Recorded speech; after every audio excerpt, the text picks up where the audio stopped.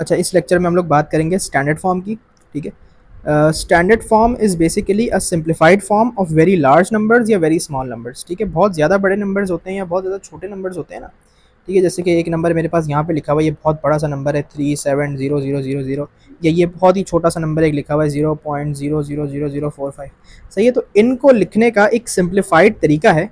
ठीक है, तो जब आप इनको एक सिंप्लीफाइड तरीके में लिख लेते हैं तो उसे हम स्टैंडर्ड फॉर्म बोलते हैं बेसिकली। सही है, अब यहाँ पर हम इसको लिखेंगे किस तरह, देखें। ये मैंने लिखा है इसका बेसिक फॉर्मूला।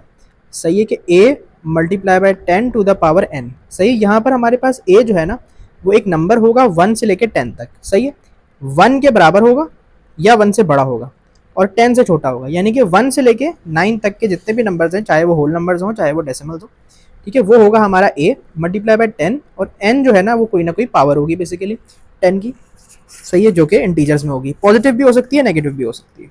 सही है, अच्छा, अब स्टैंडर्ड फॉर्म के अंदर हम जब भी डेसिमल को बैकवर्ड्स मूव करेंगे ना तो हमारी जो पावर है n वो इंक्रीज करेगी।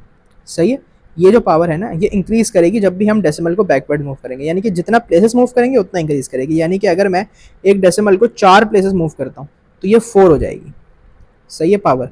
इसी तरीके से अगर हम किसी भी डेसिमल को फॉरवर्ड मूव करेंगे, यानी कि अगर मैं फॉरवर्ड 4 प्लेसेस मूव करता हूँ तो पावर रिड्यूस होगी, यानी कि -4 बन जाएगी। ठीक है, तो अगर हम बैकवर्ड्स जा रहे हैं तो पावर हमारी पॉजिटिव में होगी, जितने भी प्लेसेस हम डेसिमल को लेके जाएंगे वो नंबर होगा और पॉजिटिव में होगा।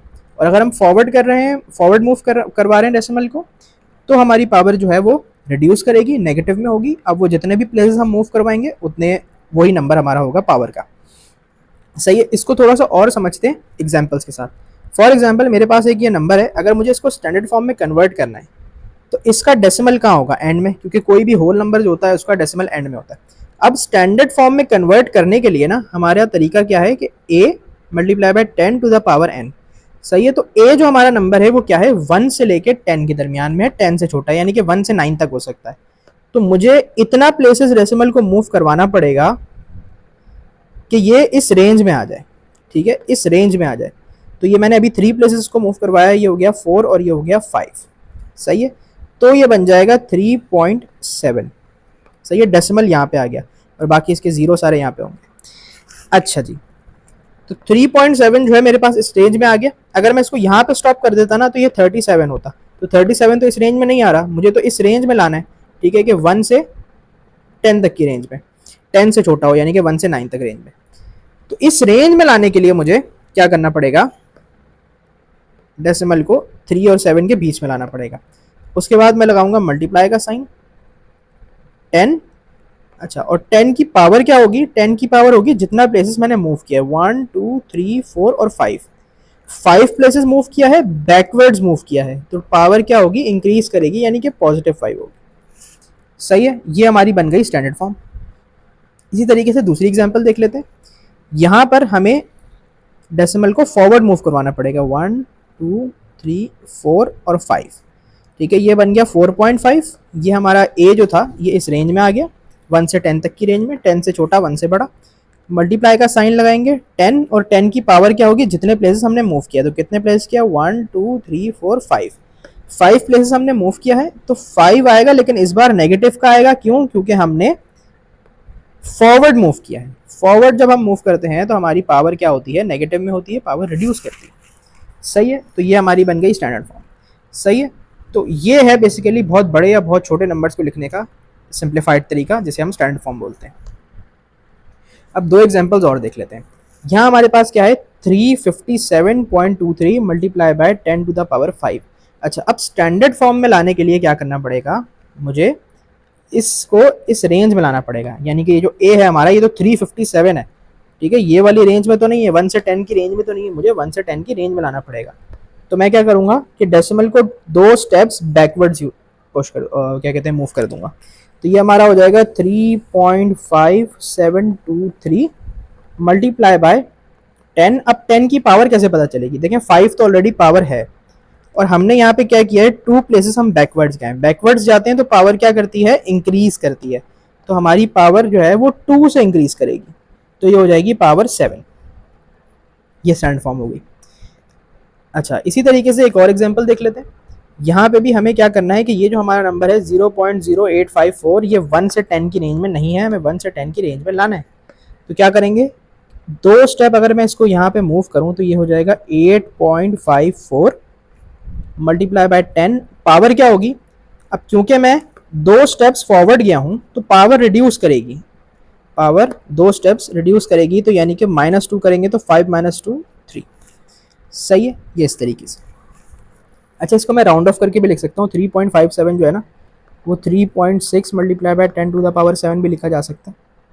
ठीक है, बेहतर यही है कि मैं इसको इस तरह लिखूँ, और ये 8.5 multiply by 10 to the power 3 लिखा जा सकता है। सही है, तो फाइनल आंसर इसी तरह देना ज़्यादा बेहतर है, राउंड ऑफ करके। तो ये हमारा स्टैंडर्ड फॉर्म का बेसिक काम था। अब ज़रा देखते हैं स्टैंडर्ड फॉर्म की एडिशन और सब्ट्रैक्शन। सही है, देखें एडिशन और सब्ट्रैक्शन के लिए आपको एक रूल याद रखना है कि आपको जो 10 की पावर है ना वो सेम बनानी है। ठीक है, यानी कि देखें जैसे कि यहाँ पे 10 की पावर 7 है, यहाँ पे 6 है, मुझे चाहिए या तो मैं दोनों को 7 कर दूँ या फिर मैं दोनों को 6 कर दूँ। सही है। अच्छा, अब मैं यहाँ पे क्या कर सकता हूँ कि अगर मैं फॉर एग्जाम्पल इस वाली पावर को 6 बनाना चाहता हूँ तो मुझे क्या करना पड़ेगा, मुझे डेसिमल को एक प्लेस आगे लेके जाना पड़ेगा, तो पावर से 1 रिड्यूस हो जाएगा। ठीक है, क्योंकि क्यों, जब फॉरवर्ड जाते हैं डेसिमल को फॉरवर्ड लेके जाते हैं तो पावर क्या होती है, रिड्यूस हो जाती है। तो एक स्टेप मैं आगे लेके जाऊंगा, ये हो जाएगा 52 multiply by 10 to the power 6 plus 3 multiply by 10 to the power 6। सही है, अब यहां पे क्या हो गया, दोनों पावर 6 आ गई। अब मुझे सिंपल काम ये करना है कि मुझे सिर्फ ये जो दो नंबर्स है ना इनको ऐड कर लेना है। तो 52 प्लस 3 कितना होता है, 55, और जो पावर होगी ना वो मैं एज इट इज लिख दूंगा। सही, ये हमारा आंसर हो गया, ये हमारा आंसर हो गया। ये हो गया एडिशन में। अब सब्ट्रैक्शन में देख लेते हैं। सब्ट्रैक्शन के अंदर भी हमें क्या करना है कि हमें, अच्छा एक सेकेंड, इसको इस तरह नहीं छोड़ेंगे। स्टैंडर्ड फॉर्म में आंसर देने के लिए हमारे पास क्या है, हमारा जो ए है वो 1 से लेके 10 की रेंज में होना चाहिए। सही है, तो हमारे पास ये जो हमारा डेसिमल है वो है एंड में, हमें इसको एक स्टेप पीछे लाना पड़ेगा, तो ये हो जाएगा 5.5, और क्योंकि हम एक स्टेप बैकवर्ड्स गए हैं तो पावर क्या होती है, बैकवर्ड्स में इंक्रीज होती है। तो पावर में मैं +1 करूंगा multiply by 10 to the power 7, ये हमारा फाइनल आंसर होगा। ठीक है, स्टैंडर्ड फॉर्म के अंदर ये हमारा फाइनल आंसर। अच्छा, इसी तरीके से अब हम जरा देख लेते हैं सब्ट्रैक्शन के अंदर हमें क्या करना होगा। अब यहाँ पर मैं एक काम करता हूँ, यहाँ पर मैं इसको दूसरे तरीके से कर लेता हूँ। यहाँ पर मैंने 7 वाली पावर जो थी उसको 6 बनाया था ना, अब यहाँ पर मैं 6 वाली पावर को 7 बना लेता हूँ फॉर एग्जाम्पल। ठीक है, देखिए डेसिमल हमारे पास होता है बिल्कुल एंड में। ठीक है, इसको 6 बनाने के लिए, इसमें +1 करवाने के लिए मुझे क्या करना पड़ेगा, बैकवर्ड्स जाना पड़ेगा। सही है, एक स्टेप मैं बैकवर्ड्स ले जाता हूँ, तो ये हो जाएगा 5.2 मल्टीप्लाई बाय 10 की पावर 7 माइनस 0.3 मल्टीप्लाई बाय 10 की पावर 7। सही है, अब दोनों पावर्स मेरे पास 7 बन गई, एक सेकंड यहाँ पे +1 होगा। सही है, अब मैंने सिंपल काम ये करना है कि मैंने अपने दोनों नंबर्स को कर लेना है सब्ट्रैक्ट। तो 5.2 माइनस 0.3 हो जाता है 4.9 मल्टीप्लाई बाय 10 की पावर 7। सही है। अच्छा, अब ये ऑलरेडी स्टैंडर्ड फॉर्म के अंदर है, क्यों, क्योंकि हमारा जो ए है वो 1 से 10 की रेंज में है, तो इसको छेड़ने की जरूरत नहीं है, बस यही हमारा फाइनल आंसर। सही है, तो ये एडिशन और सब्ट्रैक्शन हो गई स्टैंडर्ड फॉर्म की। मल्टीप्लिकेशन की बात कर लेते हैं। मल्टीप्लिकेशन जो है ये इंतहाई आसान है। मल्टीप्लाई के अंदर सिर्फ सिंपल काम ये होगा कि आपके पास जो नंबर्स है ना, यानी कि आपका जो ए है वो हो जाएंगे आपस में मल्टीप्लाई, और पावर्स जो भी है ना वो आपस में ऐड हो जाएंगी। यानी कि अगर मैं बोलूँ तो ये कुछ इस तरह हो जाएगा कि 8 मल्टीप्लाई बाय 2 10 5 + 2। सही है, पावर्स हमने कर दी ऐड, नंबर्स हमने कर दिए मल्टीप्लाई।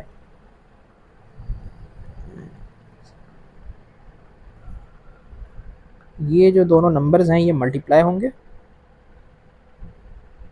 और जो हमारी पावर्स है ना वो ऐड होंगी। सही है, तो 8 2 16 मल्टीप्लाई बाय 10 की पावर 7। अच्छा, अब इसके मुझे स्टैंडर्ड फॉर्म में लेके आना है, क्योंकि हमारा जो ए है ये हमें हमारा क्या होना चाहिए, 1 से लेके 10 की रेंज में होना चाहिए। तो डेसिमल हमेशा होल नंबर के एंड में होता है, इसको हम एक स्टेप पीछे ले आएंगे अगर, तो ये हो जाएगा 1.6। अब क्योंकि हम बैकवर्ड्स गए हैं तो बैकवर्ड्स में हम क्या करते हैं, पावर को इंक्रीज करते हैं। तो एक स्टेप पीछे गए ना तो सिर्फ पावर को बाय 1 इंक्रीज करेंगे। तो ये हो जाएगा 10⁸। ये हमारा आ गया फाइनल आंसर स्टैंडर्ड फॉर्म के अंदर। डिवीजन की बात करते हैं। डिवीजन भी मल्टीप्लिकेशन से मिलती जुलती है कि नंबर्स डिवाइड होंगे और पावर्स यहाँ पे सब्ट्रैक्ट हो जाएंगी। ठीक है, जो 10 की पावर है ना वो क्या हो जाएगी हमारे पास, सब्ट्रैक्ट हो जाएगी। तो नंबर्स जो हैं वो क्या होंगे, डिवाइड, और पावर्स जो हैं वो क्या होंगी, सब्ट्रैक्ट। तो यानी कि कुछ इस तरह हो जाएगा 44 डिवाइड बाय 2 मल्टीप्लाई बाय 10, 4 + 2। सही है। तो 44 डिवाइड बाई 2 22 मल्टीप्लाई बाय 10 की पावर 6। अच्छा, अभी हमारे पास स्टैंडर्ड फॉर्म के अंदर नहीं है। क्यों? क्योंकि हमारा जो ए है, ये जो नंबर है ये 1 से 10 की रेंज में नहीं है। तो डेसिमल क्या होता है, इंटीजर होल नंबर के एंड पे होता है। तो इसको मैं एक स्टेप अगर पीछे ले आऊँ, पावर में 1 ऐड हो जाएगा, तो ये हो जाएगा 2.2 मल्टीप्लाई बाय 10 की पावर 7। ये हमारा स्टैंडर्ड फॉर्म के अंदर फाइनल आंसर आ गया। तो ये हमारी स्टैंडर्ड फॉर्म की जो थी बेसिक्स थी। बाकी हम इसके पास पेपर्स भी देखेंगे।